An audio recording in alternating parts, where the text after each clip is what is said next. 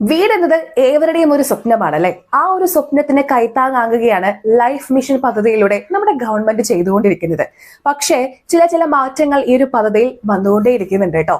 Life പദ്ധതി പ്രകാരം ഭവനം നിർമ്മിച്ചു കിട്ടിയവരാണ് നിങ്ങളെങ്കിൽ നിങ്ങളുടെ ഭവനം, അതായത് നിങ്ങളുടെ വീട് കൈമാറ്റം ചെയ്യാനും വിൽക്കാനുമുള്ള കാലാവധിയിൽ ഒരു ചെറിയ മാറ്റം വന്നിട്ടുണ്ട്.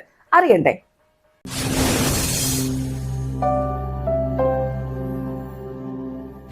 ലൈഫ് ഭവന പദ്ധതിയിലൂടെ ലഭിക്കുന്ന വീടുകൾ വിൽക്കുന്നതിനോ കൈമാറ്റം ചെയ്യുന്നതിനോ ഉള്ള കാലാവധി 12 വർഷമാക്കി ഉയർത്തി. നിലവിൽ 7 വർഷമായിരുന്നു. ഗുണഭോക്താക്കൾക്ക് സ്വന്തം നിലയിൽ വീട് പണയപ്പെടുത്തി ബാങ്കുകളിൽ നിന്ന് വായ്പ എടുക്കാമെന്നും ഉത്തരവിൽ പറഞ്ഞിട്ടുണ്ട് കേട്ടോ. മുൻപ് വായ്പ എടുക്കണമെങ്കിൽ ജില്ലാ കളക്ടർ അധ്യക്ഷനായ സമിതിയിൽ അപേക്ഷ നൽകി അനുമതി വാങ്ങണമായിരുന്നു. ഇനി ഗുണഭോക്താക്കൾക്ക് നേരിട്ട് ബാങ്കുകളെ സമീപിക്കാം. കഴിഞ്ഞ ജൂലൈ 1 മുതലായിരുന്നു വീടുകൾ കൈമാറുന്നതിനുള്ള കാലാവധി 7 വർഷമായി ചുരുക്കി ഉത്തരവിറക്കിയത്. അതിനു മുൻപ് 10 വർഷവും പദ്ധതിയുടെ തുടക്കത്തിൽ 12 വർഷവുമായിരുന്നു സമയപരിധി.